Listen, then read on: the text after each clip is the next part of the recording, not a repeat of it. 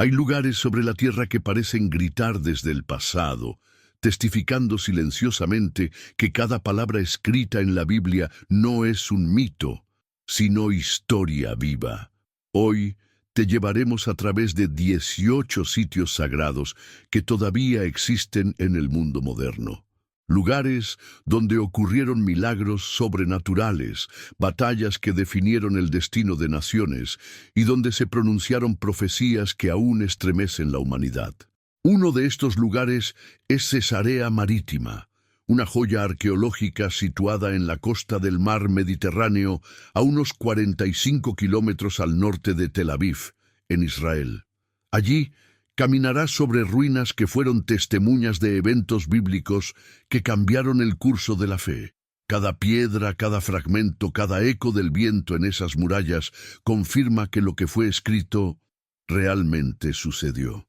Y si tú crees que estos testimonios deben ser conocidos por el mundo, te invito con el corazón a que te suscribas ahora mismo al canal, dejes tu me gusta para apoyar este contenido y escribas en los comentarios la frase «Creo en cada palabra que Dios ha hablado». Unamos nuestras voces para que el mensaje eterno siga tocando vidas por toda la tierra. A lo largo de la historia, algunos personajes bíblicos fueron considerados por muchos como figuras simbólicas o incluso inventadas. Uno de ellos fue Poncio Pilato, el hombre que autorizó la sentencia de Jesús. Durante siglos, su existencia fue puesta en duda por escépticos, quienes afirmaban que no había ninguna prueba arqueológica fuera de las Escrituras que confirmara su papel como gobernador romano. Sin embargo, todo cambió con un descubrimiento asombroso en la antigua ciudad de Cesarea Marítima, ubicada a orillas del mar Mediterráneo, a unos 45 kilómetros al norte de Tel Aviv. Este lugar, que alguna vez fue una metrópolis costera fundada por Herodes el Grande, se ha transformado en un impresionante parque arqueológico. Fue allí, en 1961, donde se encontró una piedra de caliza con una inscripción en latín que mencionaba a Pontius Pilatus, prefecto de Judea.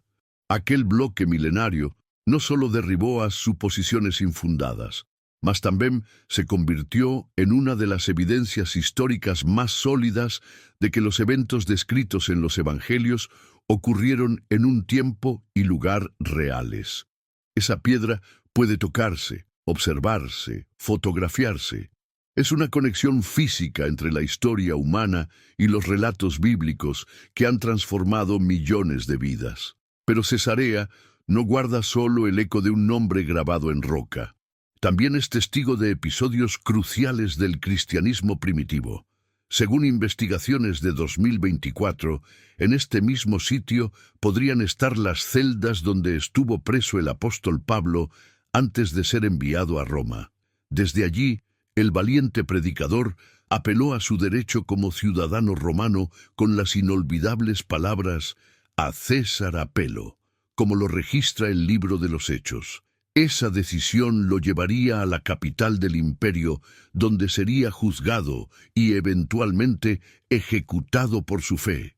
Y hay más. Fue en esta ciudad donde ocurrió un giro radical en la expansión del mensaje de Cristo. Por primera vez, un hombre que no era judío, un centurión romano llamado Cornelio, fue bautizado. Pedro, guiado por una visión divina, fue a su casa y allí comprendió una verdad poderosa. Dios me ha mostrado que a nadie debo llamar impuro o indigno. Cesarea se convirtió entonces en el lugar donde el Evangelio rompió las fronteras étnicas y se abrió a todas las naciones. Además, en un teatro aún en pie se celebraban juegos en honor al emperador. Fue en ese mismo lugar donde el rey Herodes Agripa, quien había ordenado la ejecución del apóstol Santiago, se dejó llevar por su arrogancia y se proclamó divino. Según las Escrituras, fue en ese instante que fue tocado por un ángel y murió en agonía. Cesarea, por tanto, no es solo ruinas y arena. Es una cápsula del tiempo que nos conecta con decisiones que marcaron la eternidad. Al sur de la actual Jerusalén, escondido bajo tierra, se encuentra una obra de ingeniería impresionante, el túnel de Ezequías. Tallado a mano hace más de 2700 años, fue creado para redirigir las aguas del manantial de Gihón hacia el interior de la ciudad. En aquel tiempo, Jerusalén estaba bajo amenaza del poderoso imperio asirio. El rey Ezequías, sabiendo que un asedio era inminente, tomó una decisión audaz: construir un canal subterráneo para garantizar el suministro de agua durante el sitio. Este túnel, de más de 500 metros de largo, fue excavado por dos grupos de obreros que comenzaron desde extremos opuestos y lograron encontrarse en el centro, guiados únicamente por el eco de sus herramientas. En 1880 se descubrió dentro del túnel una inscripción antigua en hebreo que relata el momento exacto en que ambas brigadas se encontraron. Cuando aún quedaban 3 codos, se oyó la voz de un hombre llamando a su compañero. Dice el texto: un verdadero milagro en medio de la oscuridad. El túnel posee una pendiente leve de tan solo 30 centímetros, lo suficiente para que el agua fluya suavemente, incluso hoy, después de casi 3 milenios. Y gracias a análisis con carbono 14 realizados en 2023, los científicos confirmaron que la obra fue construida alrededor del año 700 antes del nacimiento de Jesús, exactamente como lo narra la Biblia. El agua que atraviesa este túnel desemboca en un lugar crucial, la piscina de Siloé. Aquel sitio, siglos después, sería el escenario de uno de los milagros más memorables realizados por Jesús. Pero hablaremos de eso en breve. Quédate con nosotros, porque lo que viene es aún más impactante. Mucho antes de su construcción, el profeta Isaías ya había predicho esta obra hidráulica cuando dijo: «Hiciste un depósito entre 2 muros para las aguas del estanque antiguo». El túnel de Ezequías no solo protegió a Jerusalén de sus enemigos, sino que se convirtió en parte del escenario de una manifestación sobrenatural. Ahora viajamos hacia el norte de Israel, donde se alza un monte llamado Tel el Muteselim, conocido también como Megiddo. Este lugar ha sido testigo de incontables guerras a lo largo de los siglos. Debajo de su suelo descansan los restos de al menos 25 ciudades superpuestas, construidas y destruidas por generaciones de conflictos. Pero más allá de su historia arqueológica, Megiddo tiene un peso profético inmenso. Es allí donde ocurrirá la batalla final según el libro de Revelaciones. El término Armagedón proviene del hebreo Har Megiddo, que significa monte de Megiddo. En el capítulo 16 de Apocalipsis se menciona que los espíritus que engañan al mundo reunirán a los reyes en este lugar para la batalla del gran día. ¿Por qué Dios habría escogido este sitio para el desenlace de la historia humana? La respuesta puede estar en su simbolismo. Megiddo ha sido, durante milenios, el escenario de enfrentamientos entre imperios, reinos y civilizaciones. Un lugar donde el destino del mundo ha pendido muchas veces de un hilo. Megiddo no era simplemente una ciudad más en la vasta geografía bíblica. Era un punto estratégico vital, una llave que controlaba el tránsito de imperios enteros. Allí comenzaba la famosa Vía Maris, una antigua carretera que conectaba Egipto con Mesopotamia, facilitando el paso de ejércitos, caravanas comerciales y culturas enteras que definieron el destino de la humanidad en la antigüedad. Controlar Megiddo era controlar el pulso del mundo conocido. Fue en este lugar, rodeado de colinas y vientos cargados de historia, donde ocurrió la primera batalla documentada en los registros de la humanidad. En el año 1457 a.C., el faraón Tutmosis III venció a los cananeos en Megiddo. Los detalles de esta confrontación fueron cuidadosamente tallados en jeroglíficos dentro de templos egipcios, transformando a este sitio en un museo viviente de guerra y poder. Siglos más tarde, otro rey, Josías de Judá, también entraría en escena. Decidido a frenar el avance del faraón Necao II, Josías marchó hacia Megiddo con valentía, pero fue derrotado y perdió la vida, tal como lo describe el segundo libro de los Reyes. Aquel evento marcó un punto de inflexión tanto para su pueblo como para la profecía bíblica. Los arqueólogos han encontrado restos que confirman estos relatos, puntas de flecha egipcias, fragmentos de cerámica y sellos de soldados que sirven como huellas silenciosas de aquellos enfrentamientos descritos en las Escrituras.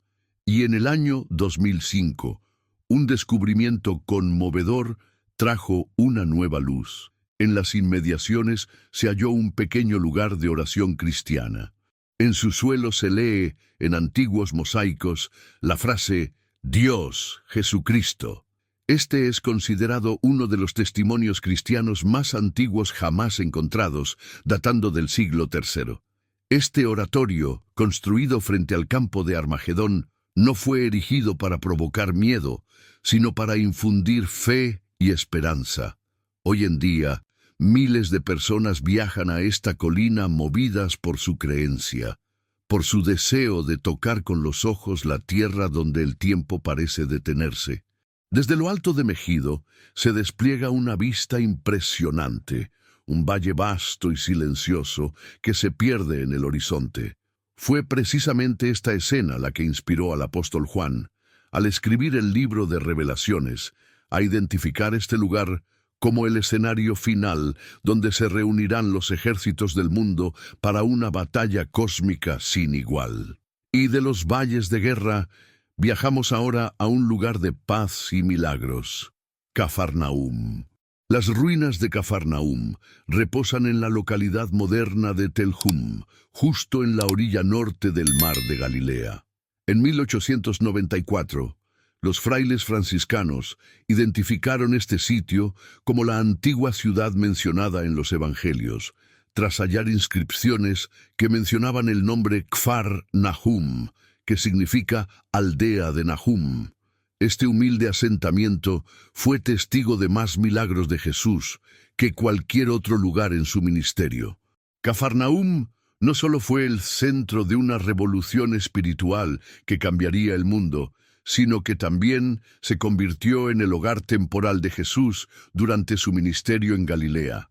Pero, ¿cómo pudo desaparecer una ciudad tan sagrada del mapa por siglos? Debajo de los restos de una sinagoga de mármol blanco del siglo IV, los arqueólogos descubrieron los vestigios de una sinagoga aún más antigua, construida con piedra basáltica negra. Todo indica que fue allí donde Jesús enseñó y pronunció las palabras «Yo soy el pan de vida», dejando claro que solo en él se halla la verdadera vida espiritual. En las excavaciones también se hallaron monedas y fragmentos de cerámica pertenecientes al periodo del Segundo Templo, lo cual confirma que esta ciudad estaba habitada en tiempos de Jesús. Aquí, según los Evangelios, Jesús llamó a Mateo, un recaudador de impuestos, para que lo siguiera. También sanó a un paralítico que descendieron desde el techo de una casa, y curó al siervo de un centurión romano, asombrándose de su fe con estas palabras: «Ni siquiera en Israel he hallado tanta fe». Uno de los hallazgos más conmovedores se produjo bajo una iglesia octogonal antigua, una casa humilde del siglo I, con paredes de piedra simple, típica de los pescadores de la época. En sus muros había inscripciones cristianas primitivas, con el nombre de Jesús, símbolos como peces y cruces. Todo indica que ese fue el hogar de Pedro, el apóstol más cercano al Maestro. Esa casa se convirtió más tarde en un lugar de reunión para los primeros creyentes, una especie de iglesia doméstica donde Jesús también sanó a la suegra de Pedro. Desde esa misma casa Jesús y sus discípulos salieron rumbo al mar, donde calmaría una tormenta con solo una palabra. También en Cafarnaúm, Jesús devolvió la vida a la hija de Jairo, un dirigente de la sinagoga. En aquellos días, la ciudad era bulliciosa y estaba conectada a la Vía Maris, una importante ruta comercial del mundo antiguo. El historiador judío Flavio Josefo menciona que Cafarnaúm fue fortificada durante una gran rebelión en el año 66 de Cristo. A pesar de toda su historia, sin embargo, Jesús advirtió a la ciudad con palabras contundentes: «Y tú, Cafarnaúm, que te creías elevada hasta el cielo, serás abatida hasta lo más profundo». A pesar de haber sido testigo de milagros y enseñanzas como ninguna otra ciudad, Cafarnaúm no cambió su corazón. Y así, en el año 749 d.C., un devastador terremoto redujo la ciudad a escombros. Fue abandonada y olvidada durante más de 1000 años, hasta que los arqueólogos y la fe la hicieron resurgir. Hoy en día, quienes visitan las orillas del mar de Galilea tienen la oportunidad única de caminar entre las ruinas de Cafarnaúm, como si el tiempo se hubiese detenido. En este parque arqueológico se conservan los vestigios de una ciudad que fue testigo de incontables milagros. Justo al lado se alza una iglesia ortodoxa dedicada a los 12 apóstoles, en memoria de aquellos hombres que caminaron junto al Hijo de Dios. Y como si eso no fuera suficiente, una iglesia moderna fue construida sobre lo que se cree que fue la antigua casa de Pedro, el discípulo fervoroso. Allí, los peregrinos se arrodillan para orar justo donde Jesús convivía con sus seguidores más cercanos. El mar de Galilea, conocido hoy como el lago Kineret, en el norte de Israel, es un espejo de agua dulce que descansa a más de 200 metros bajo el nivel del mar. En sus aguas tranquilas ocurrieron algunos de los momentos más conmovedores del ministerio de Jesús. Fue aquí donde llamó a sus primeros discípulos, calmó tormentas devastadoras y caminó sobre las olas, desafiando las leyes naturales con autoridad divina. Pero durante siglos algo faltaba. Nadie había hallado un barco de aquella época. Eso cambió en 1986. Una sequía severa reveló parte del fondo del lago, y 2 hermanos pescadores, al caminar por la playa, encontraron restos extraños cubiertos de barro. Lo que descubrieron fue más que madera antigua. Era una embarcación de más de 2000 años. Los arqueólogos confirmaron lo impensable. Era un barco del siglo I, de la misma era en que Jesús vivió. Los análisis de carbono 14 situaron su fabricación entre los años 40 a.C. y 60 d.C. Medía cerca de 8 metros de largo y podía albergar hasta 15 personas. Entender esto da aún más sentido a los pasajes donde Jesús enseñaba desde una barca, rodeado de multitudes. Investigaciones posteriores identificaron 16 antiguos puertos comerciales en los alrededores del lago, evidenciando una intensa actividad. Fue en este entorno vibrante que Jesús llamó a Pedro, Andrés, Santiago y Juan con estas palabras: «Síganme y los haré pescadores de hombres». Aún hoy, las tormentas en Galilea llegan sin aviso, azotando el lago con vientos que descienden violentamente desde las colinas. Fue en una de estas noches que Jesús dormía sobre una barca mientras sus discípulos temían por sus vidas. Él se levantó, ordenó al viento y al mar que se calmaran, y todo obedeció. Esa barca, o una como ella, puedes verla hoy con tus propios ojos. No solo como turista, sino como testigo de una historia que traspasó generaciones. Y entonces se entiende por qué este lago nunca fue simplemente agua. En Jerusalén, en un lugar llamado Silwan, muy cerca de los rincones más antiguos de la ciudad, se encuentra la piscina de Siloé. Fue aquí donde Jesús realizó un milagro que aún emociona a quien lo escucha. Preparó un poco de barro con su saliva, lo colocó sobre los ojos de un hombre que había nacido ciego y le dijo: «Ve a lavarte en la piscina de Siloé». Aquel hombre obedeció y por primera vez en su vida pudo ver. Durante siglos se creyó que ese milagro ocurrió en una pequeña fuente venerada por peregrinos, pero en 2004, durante unas obras de alcantarillado, ocurrió un hallazgo asombroso. Un tubo de agua se rompió y dejó al descubierto unas escaleras de piedra milenarias. No eran simples peldaños, se trataba de la auténtica piscina de Siloé, tal como existía en tiempos de Jesús. El estanque, de forma trapezoidal y 3 niveles escalonados, coincidía con antiguas descripciones. Se hallaron monedas de tiempos de Alejandro Janeo, del prefecto Poncio Pilato e incluso de la gran revuelta judía del año 66 d.C., eliminando cualquier duda. Esa era la piscina bíblica. Y su relevancia iba más allá del milagro. Durante la fiesta del tabernáculo, los sacerdotes descendían estas mismas escalinatas con jarras doradas llenas de agua fresca para las ceremonias sagradas en el templo.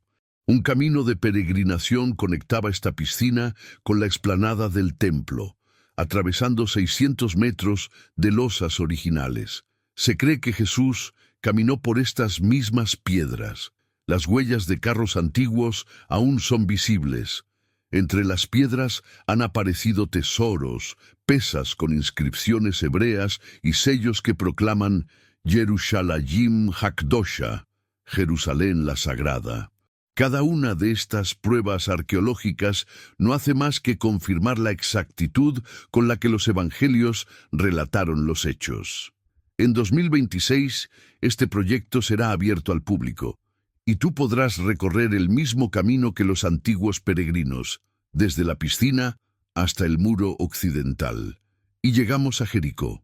Hoy, la ciudad antigua se encuentra en un lugar llamado Tel es Sultán, una colina que está a gran profundidad bajo el nivel del mar, cerca de la moderna ciudad de Jericó.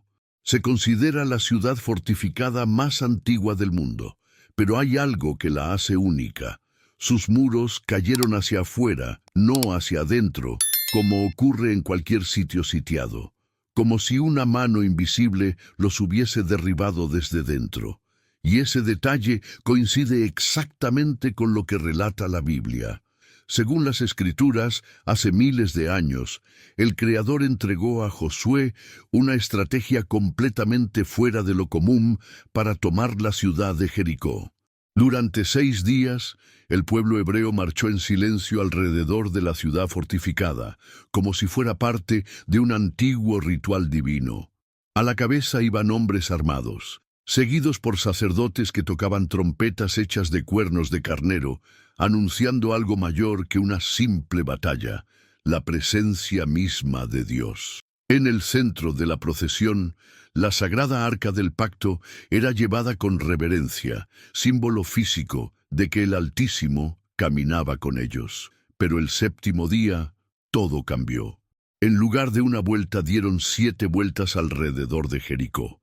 Al finalizar, el silencio se rompió con un poderoso grito del pueblo y un estallido de trompetas. Y entonces las murallas de la ciudad cayeron, pero no de la forma habitual.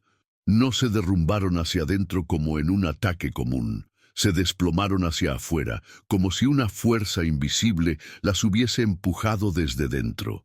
Esta precisión coincide con los relatos bíblicos, y no es un detalle menor. Lo más asombroso es que, pese a la enorme cantidad de grano almacenado en Jericó, un recurso extremadamente valioso en épocas de guerra, ese alimento no fue saqueado. ¿Por qué? Porque Dios había ordenado que no tocaran el botín. Los israelitas obedecieron, quemando todo lo que había quedado en pie y dejando una señal eterna de obediencia y poder divino. Josué incluso pronunció una maldición sobre quien intentara reconstruir la ciudad. Aquel que lo hiciera pagaría con la vida de sus hijos. Y así ocurrió. Generaciones más tarde, un hombre llamado Giel de Betel desafió esa profecía y comenzó la reconstrucción. Sus 2 hijos murieron, exactamente como fue predicho. Jericó no es solo el escenario de una victoria inexplicable, sino también de milagros posteriores. Allí el profeta Eliseo purificó con sal las aguas contaminadas. Jesús devolvió la vista a Bartimeo, un hombre ciego. Y en el camino hacia esa ciudad, un viajero herido fue salvado por el buen samaritano, en una de las parábolas más conocidas de todos los tiempos. En 2023, la antigua Jericó fue declarada Patrimonio Mundial por su relevancia histórica y espiritual. Arqueólogos de todo el mundo siguen trabajando allí, desenterrando secretos milenarios que yacían ocultos bajo capas de tiempo y silencio. El pasado sigue hablando. Más al sur, justo en la frontera entre Israel y Jordania, se extiende un desierto salino cubierto de cenizas. Se cree que en esta región se alzaban las infames ciudades de Sodoma y Gomorra.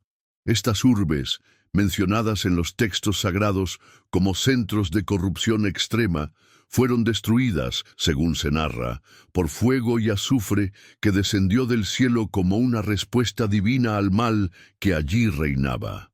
Pero realmente existieron. Las excavaciones en un lugar llamado Bab ed-Dra revelaron algo escalofriante. Una capa de ceniza de más de 70 centímetros de espesor cubría la ciudad. Se encontraron ladrillos calcinados al punto de derretirse y huesos completamente carbonizados. Estas evidencias solo se explican con temperaturas superiores a 600 degrees Celsius. En la ciudad vecina, Numeria, se observó un patrón similar: destrucción total. Además, estudios geológicos mostraron indicios de un terremoto ocurrido en esa misma época. La combinación de fuego y un sismo sugiere un evento catastrófico sin precedentes. Sin embargo, en 2025, la misma revista científica que divulgó esta hipótesis tuvo que retirarla. ¿Por qué? Porque las fechas de las capas de destrucción no coincidían con las establecidas en la cronología bíblica, que ubica estos hechos alrededor del año 350 a.C. Cerca de esas ruinas, a tan solo 5 kilómetros, se encuentra el monte Usdum. En su cima, erosionado por siglos de viento, se alza un solitario pilar de sal que muchos han identificado desde tiempos antiguos como el símbolo de la esposa de Lot. Aquella mujer que al desobedecer y mirar hacia atrás mientras huían, se convirtió en estatua de sal. Sodoma no fue olvidada. Los profetas Isaías, Jeremías y Ezequiel la mencionaron como advertencia para las generaciones futuras. El mismo Jesús la usó como ejemplo al decir: así como en los días de Lot, así será el día en que el Hijo del Hombre se manifieste. Cambiamos ahora de escenario al legendario Monte Sinaí. Ubicado en el sur de la península del Sinaí, en Egipto, este monte rocoso parece casi intacto desde tiempos antiguos. Sus piedras silenciosas han sido testigos de uno de los momentos más trascendentales de la humanidad. Allí, según la tradición, Moisés recibió las tablas de la ley. La Biblia describe el evento con palabras estremecedoras. Todo el monte humeaba porque el Señor había descendido sobre él en fuego. Pero hay un enigma que aún divide a expertos y creyentes.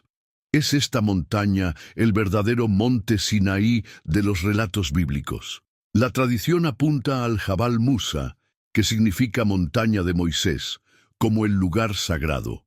Un antiguo papiro egipcio, fechado en el año 2000 a.C., menciona un nombre similar, T-E-H-T, que guarda semejanza fonética con Sinaí.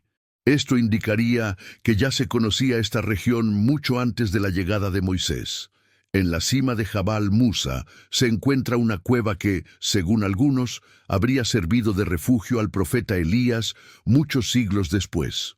Además, en las rocas se han hallado grabados antiquísimos conocidos como graffiti, escritos entre los siglos VI y VII de Cristo en lenguas como el griego, el nabateo y el armenio. Estas inscripciones revelan que por al menos 1600 años Los peregrinos han visitado este lugar como parte de una búsqueda espiritual. A los pies de esta montaña se levanta el monasterio de Santa Catalina, uno de los monasterios cristianos más antiguos del mundo, aún en funcionamiento. Pero aquí surge una pregunta fascinante. ¿Dónde están los restos del campamento israelita mencionado en las Escrituras? ¿Qué otras huellas están escondidas en estas piedras milenarias? La respuesta es sorprendente para muchos. Hasta el momento no se han encontrado pruebas arqueológicas contundentes que confirmen, sin lugar a dudas, la presencia del pueblo de Israel en ciertas etapas del desierto. No existen templos, ni ciudades fortificadas, ni monumentos que lo atestiguen con claridad. Pero eso no debería desconcertarnos. Hay un motivo histórico y lógico por detrás de este aparente vacío. Durante la época del Éxodo, los israelitas eran un pueblo nómada. No vivían en estructuras permanentes, sino que se desplazaban constantemente, habitando tiendas y utilizando objetos simples, hechos con materiales frágiles como pieles, maderas y fibras vegetales. Elementos que con el paso del tiempo y las inclemencias del desierto se degradan y desaparecen sin dejar huella. Además, las condiciones del terreno y los siglos transcurridos han borrado muchas pisadas. Pretender encontrar restos sólidos de ese estilo de vida sería una expectativa poco realista. Sin embargo, sí existen pistas reveladoras. Una de las más fascinantes es el descubrimiento de inscripciones llamadas protosinaíticas, talladas sobre piedras y datadas entre los años 1500 y 1000 antes de Cristo. Estas marcas, pertenecientes a uno de los alfabetos más antiguos utilizados por los pueblos semitas, demuestran que ya existía un sistema de escritura en esa región en la época atribuida al Éxodo. No se trata de una prueba definitiva, pero sí de una señal poderosa. Alguien estuvo allí, alguien que sabía escribir, y ese alguien podría estar más cerca del relato bíblico de lo que muchos se atreven a aceptar.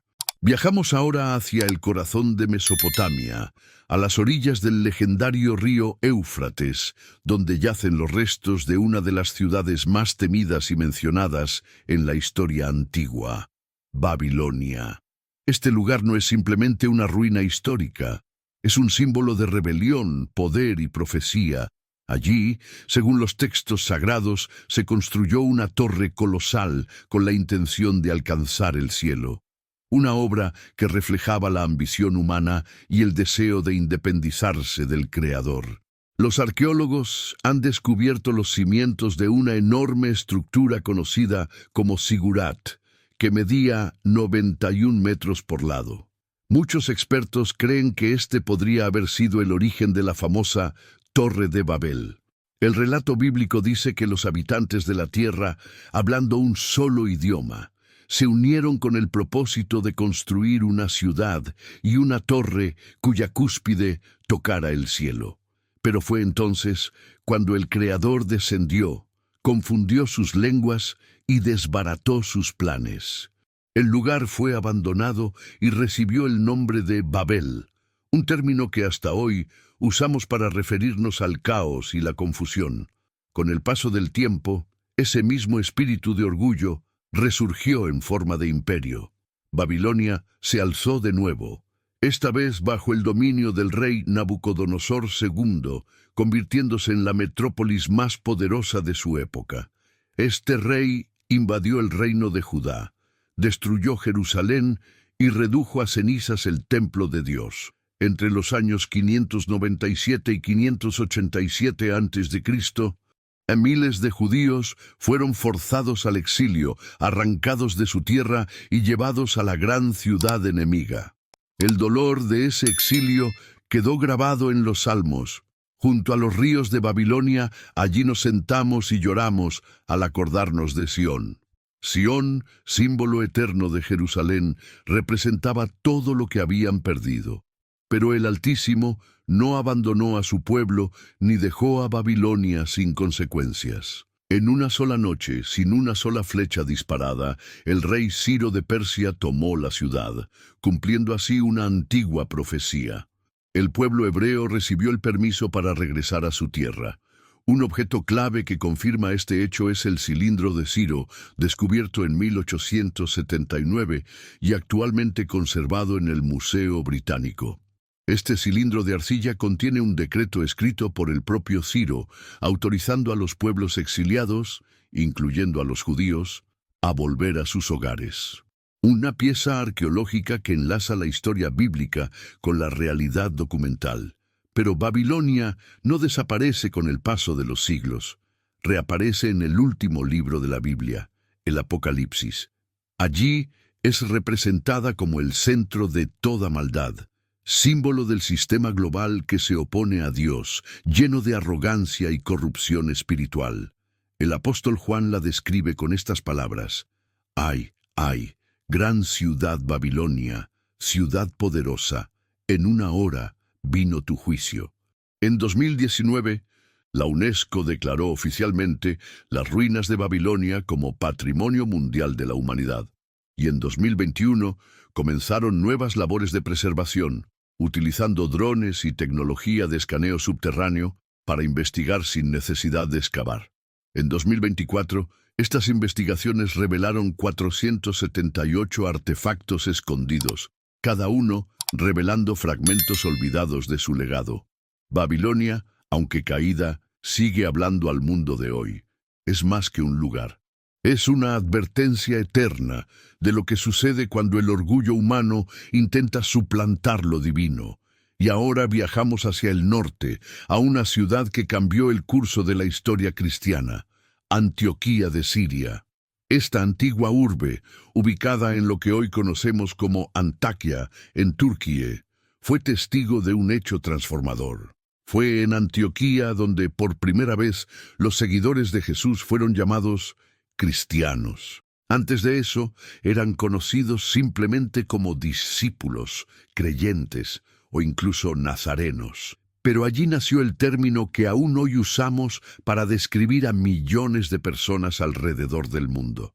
¿Por qué sucedió esto precisamente en Antioquía y no en Jerusalén, epicentro del movimiento original? La respuesta tiene que ver con el carácter único de la ciudad. Antioquía era un crisol cultural, un punto de encuentro entre Oriente y Occidente, un lugar donde las ideas fluían y la diversidad era cotidiana. Era una ciudad abierta, estratégica, con una gran comunidad judía y muchas sinagogas. Fue el lugar ideal para que el mensaje del Evangelio comenzara a expandirse más allá de las fronteras de Israel. Antioquía no era cualquier ciudad perdida en la historia. En su tiempo de esplendor, ocupaba el tercer lugar más importante de todo el Imperio Romano, superada únicamente por Roma y Alejandría. Con una población estimada de más de 500.000 habitantes, Antioquía era un hervidero de culturas, idiomas e influencias diversas. Sus calles estaban llenas de griegos, romanos, judíos y muchos otros pueblos que confluían en esta metrópolis vibrante. No era una ciudad homogénea, sino un verdadero mosaico humano. Esa mezcla cultural tan rica fue justamente lo que atrajo a los primeros seguidores de Jesús. Los apóstoles vieron en Antioquía el lugar perfecto para expandir el mensaje del Evangelio más allá de las fronteras del pueblo judío. Fue allí donde Pablo y Bernabé establecieron su base de operaciones. Desde esa ciudad estratégica comenzaron a llevar las buenas nuevas a otras regiones, rompiendo muros geográficos, culturales y espirituales. En Antioquía también surgió una de las preguntas más trascendentales para la naciente iglesia. ¿Debía el mensaje de salvación llegar solo a los judíos o también a los gentiles? En la Biblia, el término gentil se refiere simplemente a cualquier persona que no pertenece al pueblo hebreo. Esta duda generó un fuerte conflicto doctrinal que culminó en un enfrentamiento directo entre dos pilares de la fe, Pedro y Pablo. Según el relato bíblico, cuando Pedro llegó a Antioquía, Pablo lo confrontó cara a cara. ¿La razón?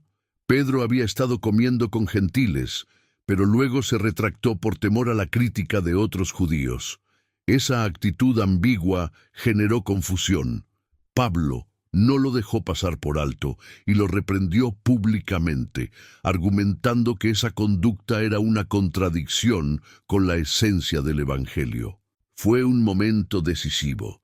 Se dejó claro que la fe en Jesús y no la observancia de la ley judía era el camino para una relación genuina con Dios. Antioquía se convirtió así en el símbolo de un cristianismo abierto, inclusivo y sin barreras raciales o culturales. A diferencia de Jerusalén, que era más uniforme y centrada en la comunidad judía, Antioquía representaba la diversidad y la integración. Fue allí donde los discípulos de Jesús recibieron por primera vez el nombre que hoy millones de personas llevan con orgullo: cristianos. Pero la historia no termina allí.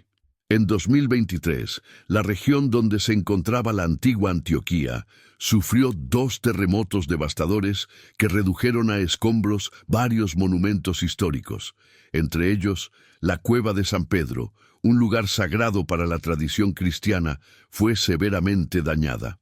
También colapsó la antigua sinagoga de Antioquía, una de las más antiguas aún en uso para la liturgia judía.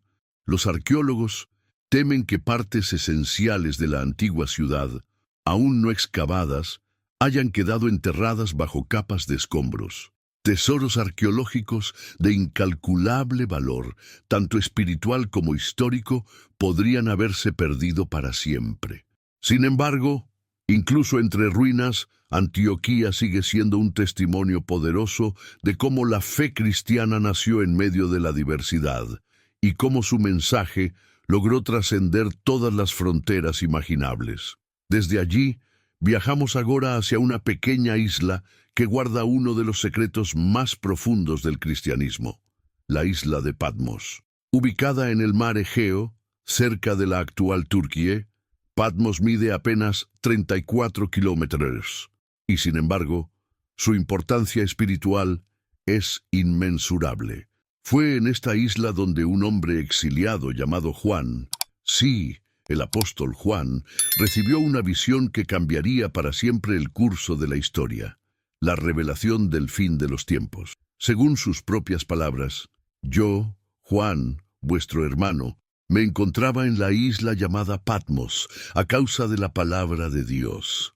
Juan no había ido allí por voluntad propia ni por devoción.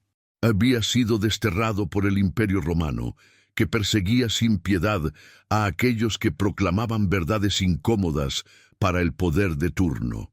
Profetas, maestros y apóstoles eran frecuentemente silenciados con prisión, tortura o exilio. Juan fue uno de ellos.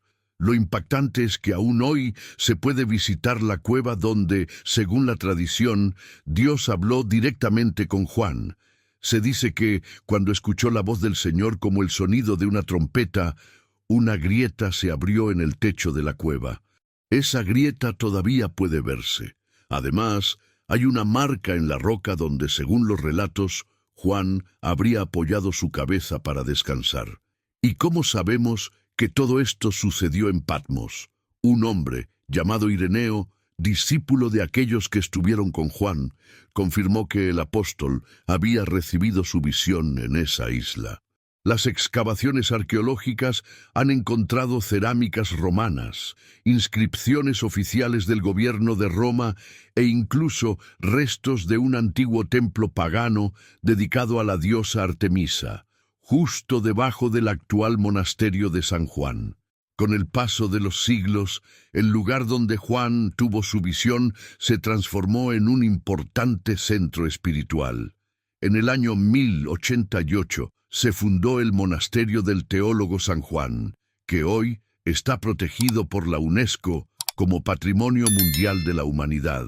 No es solo una cueva con historia, es un faro de esperanza, una llama encendida que sigue alumbrando a todos los que anhelan entender los misterios del fin. ¿Qué es lo que hace tan especial al monasterio del teólogo San Juan? Más allá de su arquitectura histórica y sus altos muros de piedra, este lugar alberga un verdadero tesoro espiritual. Una biblioteca que guarda más de 330 manuscritos antiguos, entre ellos 82 copias del Nuevo Testamento cuidadosamente preservadas. Este monasterio no es solo un santuario de fe, sino también un faro del conocimiento cristiano, donde el pasado sigue hablando al presente. Pero eso no es todo. En su interior se custodia algo verdaderamente conmovedor: el cráneo del apóstol Tomás, uno de los 12 discípulos que caminaron junto a Jesús. Bajo el monasterio, las excavaciones arqueológicas revelaron los cimientos de un antiguo templo pagano dedicado a Artemisa, fragmentos de cerámica romana y hasta los restos de una antigua academia, lo que demuestra que Patmos no era un lugar solitario o deshabitado en los tiempos de Juan. Era una isla llena de vida, cultura y movimiento. Y desde allí viajamos ahora al corazón de Jerusalén, donde se encuentra otro lugar sagrado con una historia impresionante: el estanque de Betesda. Ubicado en el barrio musulmán, a escasos metros de la iglesia de Santa Ana, este sitio arqueológico es accesible a peregrinos de todo el mundo, quienes pueden tocar con sus propias manos las piedras originales donde ocurrió uno de los milagros más impactantes de Jesús. Durante siglos hubo quienes dudaron de su existencia. Se cuestionaba si realmente existía un estanque con 5 pórticos, como menciona el Evangelio de Juan en el capítulo 5. Decían que era un error literario, que los estanques tenían solo 4 lados. ¿Cómo podía tener 5? Pero en 1888, un arquitecto alemán, mientras realizaba excavaciones, golpeó algo sólido con su pala.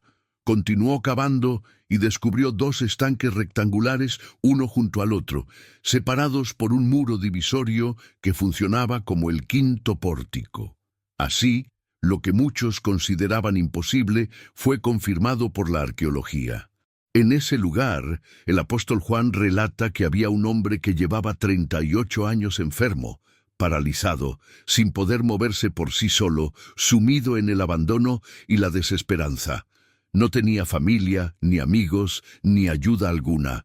Su mayor herida no era su enfermedad, sino la soledad absoluta en la que vivía. Un día Jesús llegó al estanque. En lugar de mirar las aguas, miró al hombre directamente a los ojos y le hizo una pregunta que cortó su alma. ¿Quieres ser sano? El hombre no respondió con un simple sí. Su respuesta fue triste. Señor, no tengo a nadie que me ayude a entrar al agua. En ese momento, Jesús no dudó. Le dijo: levántate, toma tu camilla y anda. Y en un instante, después de casi 4 décadas, el milagro sucedió. El hombre se puso de pie, tomó su camilla y caminó. Pero lo más asombroso es que este acto de compasión desató una fuerte reacción de los líderes religiosos de la época. ¿Por qué un milagro tan hermoso causó tanta indignación? Porque ocurrió en sábado, el día consagrado al descanso, según las tradiciones judías. Según las normas, cargar una camilla era considerado un trabajo, y por lo tanto estaba prohibido. Los líderes confrontaron al hombre sanado, pero él ni siquiera sabía quién lo había curado.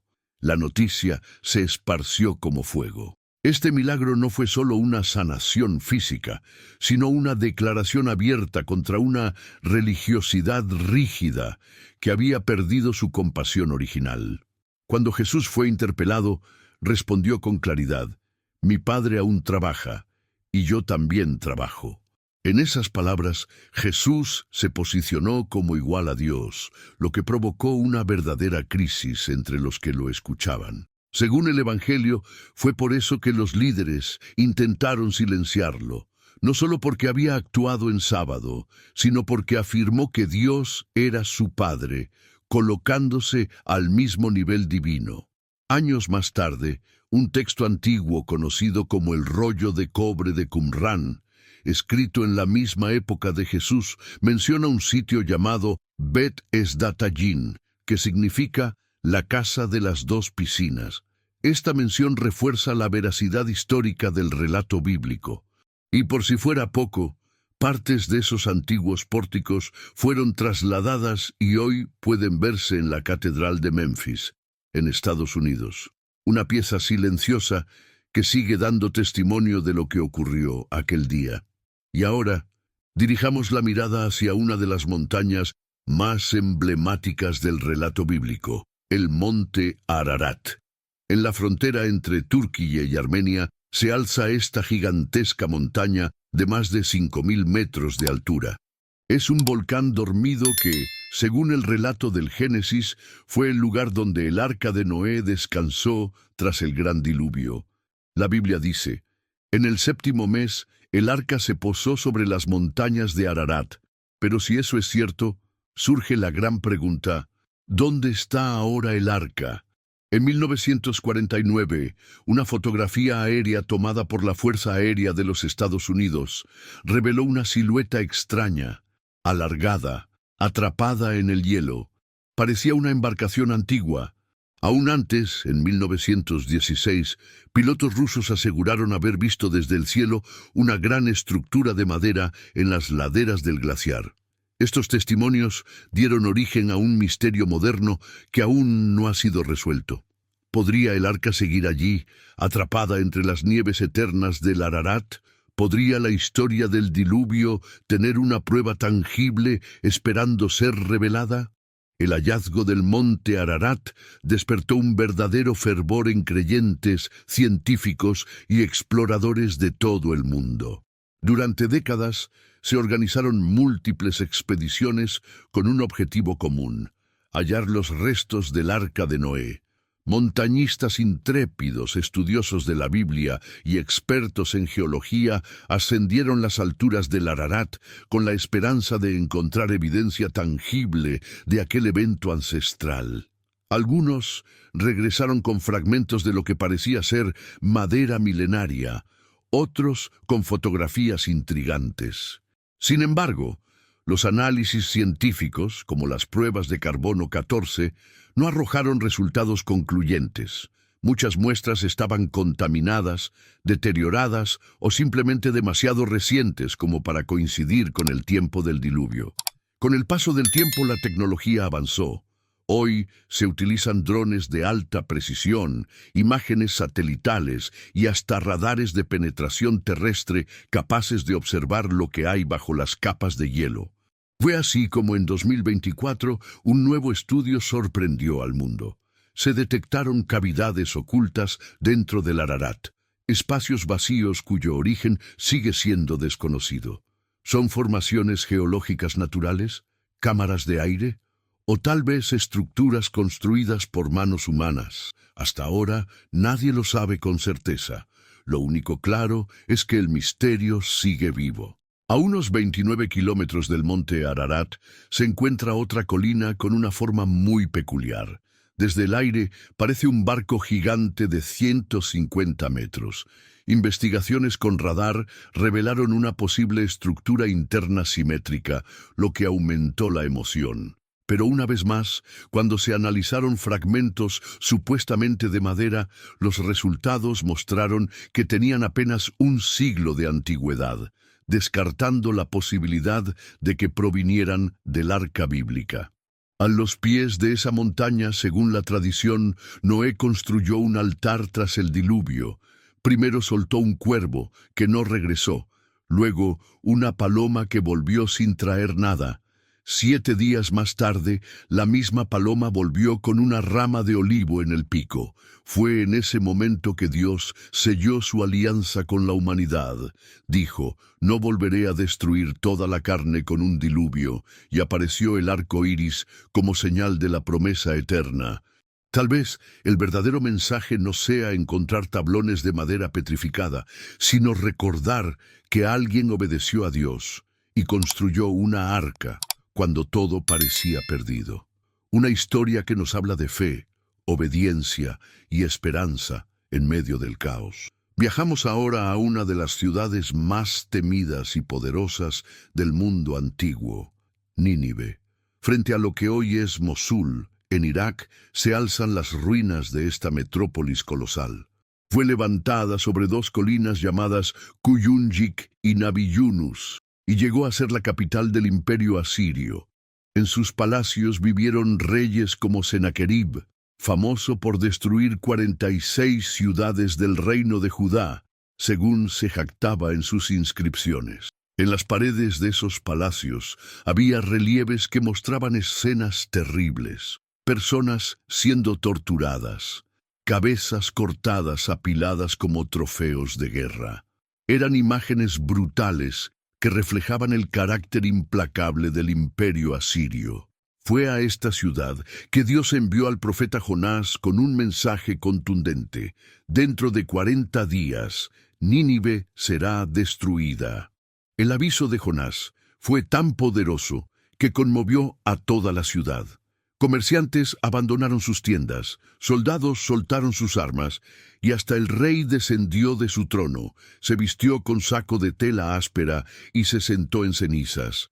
Era una forma antigua de mostrar arrepentimiento sincero ante Dios, y lo más asombroso es que ese arrepentimiento fue escuchado.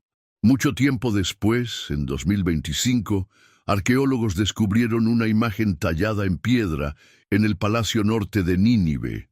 Mostraba al rey Asurbanipal en una actitud humilde, como nunca antes se había representado a un monarca asirio. Los expertos creen que esta imagen podría estar relacionada con la reacción de la ciudad al mensaje de Jonás. Pero eso no fue todo. Bajo la colina conocida como Nabi Yunus, donde se cree que fue enterrado el profeta Jonás, se descubrieron túneles que habían sido excavados ilegalmente durante la ocupación del grupo extremista ISIS. Allí apareció un palacio oculto que pertenecía al rey Sargón II, el padre de Senaquerib. En él se encontraron tablillas que mencionaban impuestos que Judá debía pagar al imperio asirio.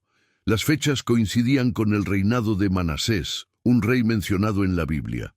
Esto representa una fuerte evidencia histórica que corrobora los relatos bíblicos, y lo más desconcertante fue lo que salió a la luz en 2017. Entre los escombros surgieron inscripciones que hablaban de una gran peste que azotó la ciudad décadas antes de la llegada de Jonás. Los asirios creían que era una señal de que los dioses estaban enojados. Es posible que ese recuerdo colectivo de sufrimiento haya hecho que la advertencia de Jonás fuera tomada con tanto temor y seriedad. Sin embargo, el arrepentimiento no fue eterno. Un siglo más tarde, los profetas Nahum y Sofonías anunciaron la destrucción definitiva de Nínive, y así ocurrió. En el año 612 a.C., los medos y los babilonios atacaron la ciudad y la incendiaron por completo. Las excavaciones modernas han encontrado toneladas de cenizas, prueba irrefutable de que la ciudad fue arrasada como se profetizó. El destino de Senaquerib también se cumplió. Aquel rey que gobernó con mano de hierro y sembró el terror en tantos pueblos, fue asesinado por sus propios hijos mientras oraba en su templo, tal como lo relata la Biblia. Mientras estaba adorando a su dios Nisroch, sus hijos Adramelech y Sarecer lo mataron a espada. Hoy, el gobierno de Irak propone que Nínive sea reconocida como patrimonio de la humanidad. Con la ayuda de la tecnología moderna, drones y escáneres, los arqueólogos están reconstruyendo su historia. Pero la mayor lección que nos deja Nínive es que ningún imperio, por más poderoso que parezca, es eterno. La soberbia humana tiene fecha de caducidad. Nínive nos recuerda que cuando el orgullo se eleva, la caída no tarda en llegar. En el corazón del norte de Israel, a unos 25 kilómetros del mar de Galilea, se encuentra una ciudad modesta y aparentemente común, Nazaret. Hoy, sus calles están llenas de vida, con una población mayoritariamente compuesta por ciudadanos árabes israelíes. Pero lo que muchos no imaginan es que esta ciudad, pequeña en apariencia, cambió para siempre el destino espiritual de la humanidad. Fue allí donde, según las Escrituras, Un ángel llamado Gabriel se presentó ante una joven llamada María con un anuncio que estremeció los cimientos del cielo y la tierra. Concebirás y darás a luz un hijo. Ese hijo sería Jesús, el Mesías esperado. Sin embargo, durante mucho tiempo, algunos académicos e historiadores dudaron de la existencia de Nazaret en la época de Jesús. La razón: el nombre no aparecía en fuentes antiguas como los escritos del historiador Flavio Josefo, ni tampoco en el Talmud judío, lo cual hizo que surgieran teorías que sugerían que Nazaret fue una invención posterior. Pero todo eso cambió radicalmente en 2009, cuando un hallazgo arqueológico silenció esas dudas para siempre. Cerca de la actual Basílica de la Anunciación, arqueólogos descubrieron los restos de una vivienda humilde que data de los días de Jesús, junto con herramientas de labranza y vasijas de caliza que los judíos usaban para conservar la pureza ritual. Estos objetos no solo confirmaron la existencia del pueblo en ese período, sino que también revelaron que era una comunidad muy pequeña, posiblemente con apenas 50 viviendas y unas 400 personas. Era un lugar tan insignificante en los registros oficiales que incluso en los evangelios se refleja ese escepticismo. Cuando alguien habló de Jesús de Nazaret, Natanael preguntó con ironía: ¿de Nazaret puede salir algo bueno? Entre 2006 y 2020, nuevas excavaciones bajo el convento de las Hermanas de Nazaret revelaron algo aún más asombroso: una iglesia antigua, y debajo de ella, lo que muchos creen que podría ser la casa donde Jesús vivió su infancia. Desde el siglo VII, los peregrinos ya se dirigían a ese sitio, creyendo con fe profunda que allí había crecido el Salvador. Jesús vivió en esas calles polvorientas y humildes junto a José y María. Después de su regreso de Egipto, donde huyeron para protegerlo de Herodes, Jesús aprendió el oficio de carpintero. Trabajaba con madera y piedra, usando sus manos con sabiduría. Fue en la pequeña sinagoga local, donde a un niño leyó públicamente un pasaje del profeta Isaías, proclamando su propósito celestial. Pero sus vecinos, aquellos que lo conocían desde pequeño, no creyeron en él. Murmuraban entre sí: ¿acaso este no es el hijo del carpintero José? Aquella incredulidad se tornó en furia. Lo empujaron fuera del pueblo y lo llevaron hasta el borde de un precipicio con intención de arrojarlo. Sin embargo, él pasó entre ellos y se alejó, iniciando su recorrido por toda la región de Galilea. Hoy, en el centro de Nazaret, se levanta imponente la Basílica de la Anunciación, construida en 1969 con una cúpula de 55 metros de altura. En su interior se encuentra una gruta sagrada, donde, según la tradición, María dijo sí a la voluntad divina, al mensaje de Gabriel. Desde este lugar parte la llamada Ruta de Jesús, un camino de 65 kilómetros que conecta Nazaret con Cafarnaúm, a orillas del mar de Galilea. Caminar por esa ruta es más que una experiencia turística, es un acto de fe. Un viaje espiritual que nos permite seguir los pasos del Maestro. Y ahora nos trasladamos a una ciudad marcada por otro suceso milagroso: Damasco, en Siria. En medio del laberinto de calles antiguas que aún sobreviven a siglos de historia, existe una que ha permanecido casi intacta desde la antigüedad: la famosa Vía Recta, conocida como Straight Street. Según la Biblia, fue en esta calle donde ocurrió una transformación que cambiaría el rumbo del cristianismo para siempre.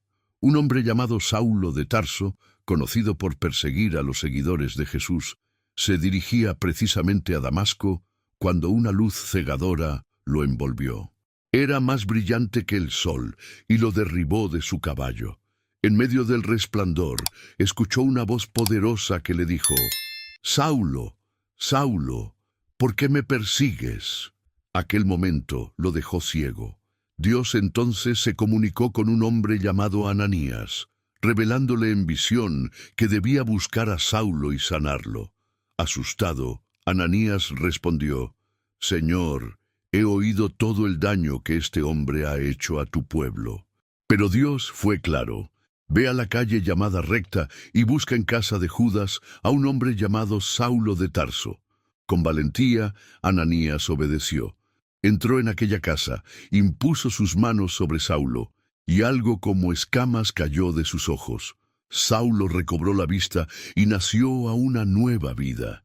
Desde entonces fue conocido como Pablo, el apóstol de Cristo. Los peregrinos bizantinos ya marcaban estos lugares en sus mapas. En 1925, la cartografía francesa documentó esta calle, y estudios modernos han confirmado que la vía recta conserva su alineación original desde tiempos bíblicos, a pesar de las reformas islámicas que vinieron después. Cada lugar que aún sobrevive nos recuerda que la historia sagrada no es solo un relato, sino una realidad tangible. Las piedras, las calles y los fragmentos del pasado son testigos silenciosos de los milagros y de las palabras eternas que aún hoy nos llaman a creer. En el sur del actual Irak, cerca de la ciudad de Nasiria, se encuentran las ruinas silenciosas de un lugar que no era simplemente una ciudad, era el punto donde todo comenzó. Allí vivía Abraham, considerado el padre de la fe, cuando tomó una decisión que cambiaría para siempre el curso de la humanidad: dejar atrás la ciudad más rica y avanzada de su tiempo, impulsado solo por una promesa divina. La Biblia dice: «Y Jehová dijo a Abraham: sal de tu tierra, de tu parentela y de la casa de tu padre, a la tierra que yo te mostraré». Estas palabras cobran un sentido mucho más profundo cuando entendemos qué fue exactamente lo que Abraham dejó atrás. La ciudad de Ur de los Caldeos adoraba al dios lunar Nana. Allí aún se puede ver su gran zigurat, una especie de pirámide escalonada construida para sus dioses. Este imponente templo fue restaurado primero por el rey Nabónido y siglos después por Saddam Hussein. En 2023, el lugar fue reabierto al turismo. Hoy puedes subir a la cima del zigurat, sentir el viento del desierto en tu rostro y contemplar el mismo horizonte que vio Abraham antes de abandonar todo por fe. Ur no era un lugar remoto ni ignorado. Tenía puertos conectados al Golfo Pérsico y rutas comerciales que alcanzaban tierras como el Valle del Indo, Magan y Dilmun. Era un epicentro de civilización, comercio y sabiduría. Tablillas de arcilla encontradas allí revelan que fue un centro próspero de cultura e intercambio. Hoy, este lugar forma parte de una propuesta del gobierno iraquí para ser reconocido como Patrimonio Mundial de la Humanidad. Y cada piedra que yace en Ur guarda el eco de una fe inquebrantable, el primer gran acto de confianza en el plan divino que cambiaría el curso de naciones enteras. Pero aunque la arqueología ha revelado mucho, la Biblia sigue llena de misterios que ni siquiera la ciencia moderna puede explicar. Si quieres descubrir las 11 piezas más desconcertantes y enigmáticas de toda la Escritura, haz clic ahora mismo en el video que aparece en tu pantalla. Dale me gusta si te emocionó esta historia. Comenta abajo: Señor, yo también caminaré por fe. Y no olvides suscribirte al canal para seguir descubriendo que la Biblia no es solo fe, es historia viva.